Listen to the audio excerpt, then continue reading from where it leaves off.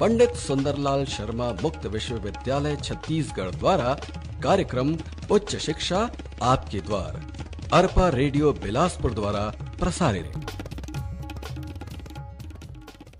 Arpa radio पर प्रसारित पंडित सुंदरलाल शर्मा मुक्त विश्वविद्यालय के कार्यक्रम उच्च शिक्षा आपके द्वार के तहत सुनिए एजुकेशन डिपार्टमेंट की assistant professor doctor Anita Singh का व्याख्यान। आपकी प्रतिभा हमारे विशेषज्ञ, आइए मिलकर नया इतिहास रचें। आज हम एरिक एरिक्सन के मनोसामाजिक विकास के सिद्धांत पर चर्चा करेंगे। एरिक एरिक्सन एक ऐसे अमेरिकी मनोविश्लेषक हैं जिन्हें अहम मनोवैज्ञानिक के रूप में जाना जाता है। इनका जन्म 15 जून 1902 को जर्मनी में हुआ था और निधन 1994 में हुआ। उन्होंने विकास के महत्वपूर्ण एवं प्रभावशाली सिद्धांतों की नींव रखी। एरिक्सन के सिद्धांत का मुख्य केंद्र बिंदु मनोसामाजिक विकास ही था। मनोसामाजिक विकास के संदर्भ में एरिक्सन का मानना है व्यक्तित्व का विकास श्रृंखलाबद्ध रूप में व्यक्ति के जीवन में घटित होता है। यह सिद्धांत मनुष्य के संपूर्ण जीवन विस्तार में सामाजिक अनुभवों के प्रभावों पर बल देता है, जिनसे व्यक्तित्व का विकास संभव हो पाता है। एरिक्सन का यह सिद्धांत व्यक्तित्व विकास की दृष्टि से शैशवावस्था से प्रौढ़ावस्था तक समाज, अभिभावक एवं अन्य बाहरी कारकों के प्रभाव को स्पष्ट करता है। यह प्रभाव ही व्यक्ति के सामाजिक व्यक्तित्व का निर्माण करता है। एरिक्सन अपने मनोसामाजिक विकास के सिद्धांत में मनुष्य के व्यवहार के विषय में कुछ पूर्व अवधारणाएं रखते हैं, जो इस प्रकार से है। एरिक्सन का मानना है कि मनुष्य के व्यवहार में परिवर्तन, पर्यावरण, पूर्णता का बहुत अधिक महत्व है। दूसरी बात वो कहते हैं कि मनुष्य के अन्य पहलू जैसे विवेकता, वस्तुनिष्ठता, ज्ञान, निर्धारण का महत्व तुलनात्मक रूप से कम होता है। एरिक्सन ने अपने सिद्धांत में यह स्पष्ट किया है कि मनुष्य का विकास कुछ पूर्व में निर्धारित अवस्थाओं से होकर गुजरता है, जो सभी व्यक्ति में पाई जाती हैं, अर्थात सार्वजनिक होती हैं। इस अवस्था को पश्चजात नियम या एपिजेनेटिक रूल भी कहते हैं। एपिजेनेटिक रूल के अनुसार मनुष्य के विकास के प्रत्येक अवस्था का एक निश्चित समय होता है और यह अवस्था मनुष्य के जीवन में एक के बाद एक क्रमवार घटित होती है और इनमें व्यक्ति का विकास जैविक परिपक्वता, सामाजिक एवं ऐतिहासिक परिस्थितियों के आपस में अंतःक्रिया के परिणाम स्वरूप घटित होता है।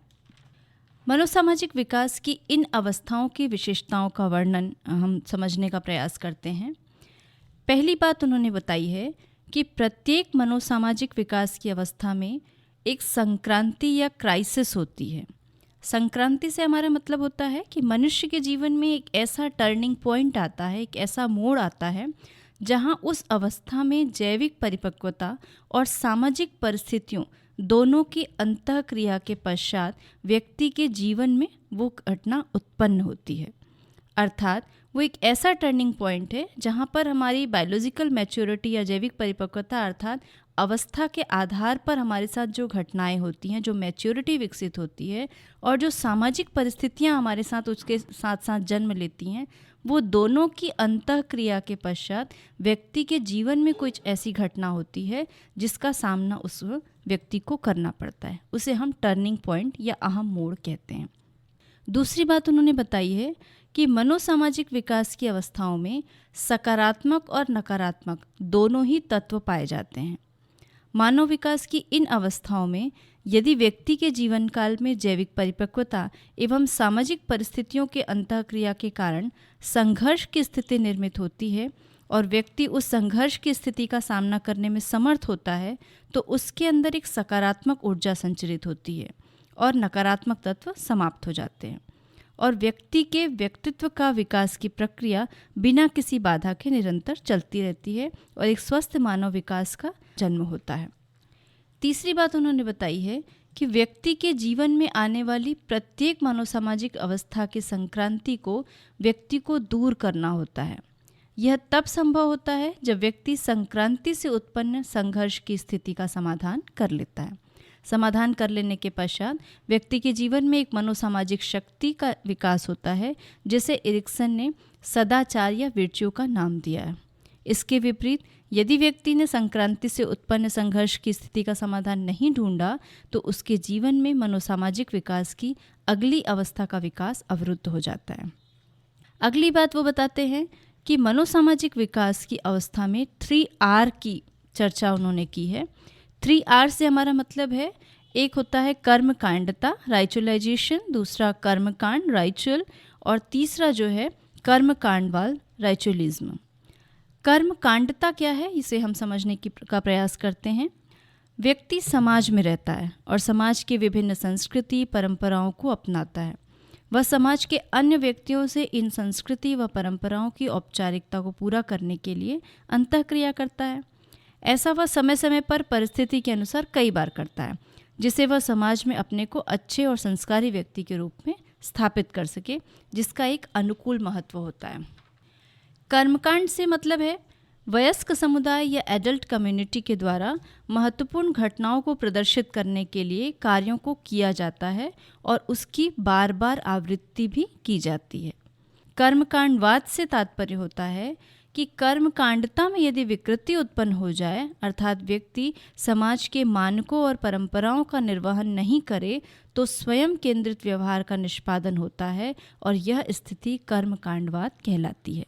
और पांचवी अवस्था उन्होंने बताई है कि प्रत्येक मनोसामाजिक विकास की अवस्थाओं का निर्माण उसकी पूर्व की अवस्थाओं के विकास से ही जुड़ा होता है। इस तरह एरिक्सन के द्वारा मनोसामाजिक विकास की 8 अवस्थाओं को प्रदर्शित किया गया, 8 अवस्थाओं पर चर्चा की गई है। हम एक एक करके इन सभी अवस्थाओं पर विस्तार से जानकारी लेंगे। एरिक्सन के द्वारा 8 अवस्थाओं की पहली अवस्था है शैशवा अवस्था, विश्वास बनाम अविश्वास, infancy stage, trust versus mistrust. यह अवस्था जन्म से 1 साल की उम्र तक चलती है। इस अवस्था में बालक में जो पहला धनात्मक अहम गुण विकसित होता है वो कहलाता है दूसरों तथा अपनों के प्रति विश्वास की भावना। बालक में यह विश्वास की भावना माता पिता की अच्छी देखरेख, प्यार और स्नेह से विकसित होती है, जिसके कारण उसके अंदर यह विश्वास जागृत होता है कि वह जीवन की प्रत्येक आवश्यकताओं को पूरा करने में शारीरिक और मानसिक दोनों रूपों में सक्षम है। इस तरह के आस्था व विश्वास के साथ बालक के अंदर एक स्वस्थ व्यक्तित्व का निर्माण होता है। इसके विपरीत कई बार माता पिता अपने बच्चे के प्रति अच्छी देखरेख नहीं कर पाते हैं, उनका स्नेह और लगाव उनसे बहुत अच्छे से नहीं रख पाते हैं। उनका व्यवहार बच्चों के प्रति अविश्वसनीय, चिड़चिड़ा या अनुपयुक्त होता है, जो बच्चे के मन में अविश्वास की भावना पैदा करता है। वह दूसरों के प्रति संदेह, डर जैसे अनुभव विकसित कर लेता है, जो उसके अंदर एक अस्वस्थ व्यक्तित्व को विकसित करते हैं। शिशु उस स्थिति में ज़्यादा दुखित होता है जब वह यह महसूस करने लगता है कि उसकी माँ का ध्यान उस पर न होकर किसी अन्य चीज़ों पर ज़्यादा होने लगा है। उदाहरण के लिए वर्तमान समय में ज़्यादातर माता पिता दोनों ही नौकरी वाले होते हैं। वे अपने परिवार व बच्चे को पूरा समय नहीं दे पाते हैं। शाम को जब वे काम से लौटते हैं तो थकानवश वो उनका व्यवहार चिड़चिड़ा सा हो जाता है, जो बालक के व्यवहार पर अनुकूल प्रभाव नहीं डालता है और बालक का मन व्यथित हो जाता है। एरिक्सन का मानना है कि बालक के अंदर स्वस्थ व्यक्तित्व के विकास के लिए विश्वास के साथ अविश्वास की भावना का भी सही अनुपात में होना आवश्यक होता है।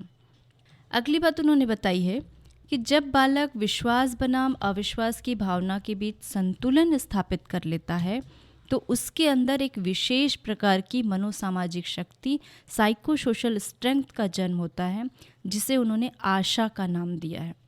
आशा से हमारा मतलब है ऐसी मनोसामाजिक शक्ति जो बालक के अंदर उसके अस्तित्व और वातावरण को समझने में मदद करती है और उसके जीवन को उद्देश्यपूर्ण बनाती है। इस अवस्था में बालक के अंदर कर्मकांडता या राइचुअलाइजेशन को एरिक्सन ने दिव्य तत्व या न्यूमिनस एलिमेंट कहा है, क्योंकि बालक अपने माता पिता की उपस्थिति और साथ को एक दिव्य शक्ति के रूप में मानता है, इसलिए उन्होंने इसे दिव्य तत्व की संज्ञा दी है। कर्मकांड की अवस्था में वयस्क इस कर्मकांडता की आवृत्ति करते हुए अन्य व्यक्तियों के साथ इसे ज़्यादा आदर, प्रेम, स्नेह के आदान प्रदान के रूप में विकसित कर लेता है। कर्मकांडवाद में एरिक्सन ने इसे मूर्ति पूजन का नाम दिया है, जो कर्मकांडता में विकृति उत्पन्न होने पर बालक के अंदर विकसित होती है। यदि बालक को अपने माता पिता का स्नेह और उपस्थिति महसूस नहीं होती है तो वह उन्हें मूर्ति स्वरूप मानने लगता है और ऐसी स्थिति में वह स्वयं को महत्व देने लगता है, अपनी ही पूजा करने लगता है और उसे दूसरों पर विश्वास बिल्कुल नहीं रह जाता है। एरिक्सन ने जो दूसरी अवस्था दी है उसका नाम है प्रारंभिक बाल्यावस्था, स्वतंत्रता बनाम लज्जाशीलता। यह अवस्था 2 से 3 वर्ष तक रहती है। बालक अपनी मनोसामाजिक अवस्था में विश्वास को प्राप्त कर लेता है, तब वह दूसरी अवस्था में उसके अंदर स्वतंत्रता एवं आत्मनियंत्रण जैसे शील गुणों का भाव विकसित करता है। इससे पहले की अवस्था में बालक पूर्णतः दूसरों पर निर्भर रहता था, किंतु इस अवस्था में उसके अंदर परिपक्वता या मैच्योरिटी, शाब्दिक अभिव्यक्ति, वर्बल एक्सप्रेशन, सामाजिक विभेदता, सोशल डिस्क्रिमिनेशन जैसी क्षमता का विकास हो जाता है। इस अवस्था में बालक प्रकृति, वातावरण का ज्ञान अपनी स्वतंत्र क्षमता से खोजना शुरू करता है। उसे अपने इस कौशल से परम आनंद की अनुभूति होती है। एरिक्सन के अनुसार स्वतंत्रता से तात्पर्य यह नहीं है कि बालक को प्रत्येक कार्य को करने के लिए स्वतंत्र किया जाए, वरन स्वतंत्रता से तात्पर्य है कि माता पिता अपने नियंत्रण में बालक को प्रत्येक कार्य को करने की स्वतंत्रता प्रदान करें, जिससे बालक के अंदर आत्मविश्वास का संचार हो सके। यदि माता पिता बालक को छोटा समझकर उसे कोई कार्य करने नहीं देते हैं, स्वयं ही उसका कार्य कर देते हैं, बालक की क्षमता से अधिक उससे कोई उम्मीद लगाते हैं, तो बालक के अंदर लज्जाशीलता की भावना विकसित हो जाती है। इसके कारण बालक में नकारात्मक गुण जैसे स्वयं पर शक करना, कमज़ोर, असहाय या शक्तिहीनता का गुण पैदा हो जाता है। जब बालक स्वतंत्रता बनाम लज्जाशीलता के संघर्ष का समाधान कर लेता है, अर्थात दोनों के बीच सामंजस्य स्थापित कर लेता है, तब उसमें एक नई मनोसामाजिक शक्ति जन्म लेती है, जिसे एरिक्सन ने व्हील पावर या इच्छा शक्ति का नाम दिया है। इच्छा शक्ति से तात्पर्य है ऐसी शक्ति जो बालकों को पूरी स्वतंत्रता के साथ अपनी रुचिपूर्ण या पसंद का कार्य करने और आत्मनियंत्रण करने में समर्थ बनाना होता है। इस अवस्था में जो कर्मकांडता जन्म लेती है उसे विवेक सम्मत कर्मकांडता कहते हैं, अर्थात बालक अपने आसपास के सही और गलत वस्तुओं अथवा व्यक्तियों की पहचान करना शुरू कर देता है। इस अवस्था में जो कर्मकांड जन्म लेती है वो है कोर्ट रूम ट्रायल या न्याय विचार, अर्थात जिससे व्यक्ति के अज्ञानता और गलत कार्यों का मूल्यांकन किया जा सकता है। इस अवस्था में कर्मकांडवाद में विवेक सम्मत कर्मकांडता में विकृति उत्पन्न हो जाने पर विधिवादिता, लीगलिज्म जैसी कर्मकांडवाद की शुरुआत होती है, जिसके तहत व्यक्ति नैतिक जवाबदेही का ज्ञान भूल जाता है और उसके बिना ही कानूनी नियमों पर अड़ा रहता है। इससे उसके व्यवहार में कठोरता या रिजिडिटी आ जाती है। एरिक्सन ने जो तीसरी अवस्था की बात कही है वो उसका नाम है खेल अवस्था, पहल शक्ति बनाम दोषिता, play age, initiative versus guilt. यह अवस्था 4 से 6 वर्ष की आयु तक चलती है। यह वह अवस्था है जहां बालकों में भाषा व पेशीय कौशलों का विकास हो जाता है। बालक के अंदर आत्मनिर्भरता का भाव विकसित हो जाता है और वह घर के बाहर निकलकर अन्य बच्चों के साथ खेलकूद करना प्रारंभ कर देते हैं। इससे उनमें आनंद की अनुभूति विकसित होती है। बच्चे पहली बार यह अनुभव करते हैं कि समाज में उनका भी अपना स्वतंत्र अस्तित्व है और उन्होंने भी अपनी एक अलग पहचान बनाई है। यह वह अवस्था होती है जहां बच्चे समाज के कार्यों में सक्रिय होते हैं। उन्हें समाज अपनी सक्रियता व पहल शक्ति दिखाने हेतु चुनौती प्रदान करता है। वह दूसरों के कार्यों को करने में आनंद महसूस करते हैं और समाज के प्रति अपनी जिम्मेदारियों को समझना भी शुरू कर देते हैं। यदि माता पिता बच्चों को उनकी सामाजिक सहभागिता करने से रोकते हैं या इसके लिए उन्हें दंडित करते हैं तो बच्चे के अंदर दोषिता या गिल्ट का भाव जन्म लेता है। ऐसे बालक अपने आप को खुलकर अभिव्यक्त नहीं कर पाते हैं। उनमें जीवन में अपने लक्ष्य को निर्धारित करने और उसे प्राप्त करने की क्षमता समाप्त होने लगती है। यदि बालक इसी भाव के साथ अधिक समय तक रहता है तो उसके अंदर कई मनोविकार जैसे निष्क्रियता या लैंगिक नपुंसकता जैसी प्रवृत्तियां बढ़ जाती हैं। जब बालक पहल शक्ति बनाम दोषिता के संघर्ष का समाधान कर लेता है तो उनमें उद्देश्य नामक मनोसामाजिक शक्ति का विकास होता है। उद्देश्य से तात्पर्य है ऐसी शक्ति जो बच्चों के जीवन में निश्चित लक्ष्य निर्धारित करने की क्षमता और उसे पूर्ण विश्वास तथा दृढ़ संकल्पता के साथ बिना डर के प्राप्त करने की हिम्मत प्रदान करती है। इस अवस्था में कर्मकांडता में जो जन्म लेती है उसे हम नाटकीय कर्मकांडता या ड्रामेटिक राइचुअलाइजेशन कहते हैं, जिसके कारण बालक किसी रंगमंच के माध्यम से अपनी क्षमता और अपने व्यक्तित्व को प्रदर्शित करने का प्रयास करता है। वयस्कावस्था में व्यक्ति अपने लिए उत्तम भूमिकाओं को करने का प्रयास करता है। ये कर्मकांड के रूप में उसकी पुनरावृत्ति होती है। और कर्मकांडवाद के तहत यदि बालक नाटकीय कर्मकांडता की अभिव्यक्ति सफल रूप में नहीं कर पाता है तो उनमें विकृति उत्पन्न होती है और उसके अंदर पर रूप धारण या इम्पर्सोनेशन जैसे कर्मकांड का जन्म होता है, जो उसे नेगेटिव रोल्स को या नकारात्मक भूमिकाओं को करने के लिए प्रेरित करता है और इस रोल में वो अपराधी, ड्रग एडिक्ट जैसे नकारात्मक भूमिकाओं को निभाने हेतु मजबूर हो जाता है। एरिक्सन ने जो चौथी अवस्था की बात कही है उसका नाम है स्कूल अवस्था, परिश्रम बनाम हीनता, school stage, industry versus inferiority. यह अवस्था 6 वर्ष से प्रारंभ होती है और 11 से 12 वर्ष की आयु तक चलती है। इस अवस्था में बच्चे स्कूल जाना प्रारंभ करते हैं और स्कूल में औपचारिक शिक्षा के माध्यम से अपनी संस्कृति से परिचित होते हैं। साथ ही बालकों में आत्मानुशासन, सेल्फ डिसिप्लिन एवं समाज के रीति रिवाज नियमों के अनुरूप अपने साथियों के साथ रिश्ते बनाने की क्षमता भी रखते हैं।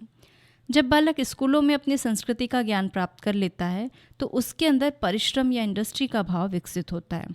इस तरह के भाव से बालकों को स्कूल से, समाज के सदस्यों से, शिक्षकों से प्रोत्साहन प्राप्त होता है। यदि बालक किसी कारणवश संस्कृति का ज्ञान प्राप्त करने में सफल नहीं हो पाता है तो उनमें हीनता या इन्फीरियरिटी की भावना जन्म लेती है।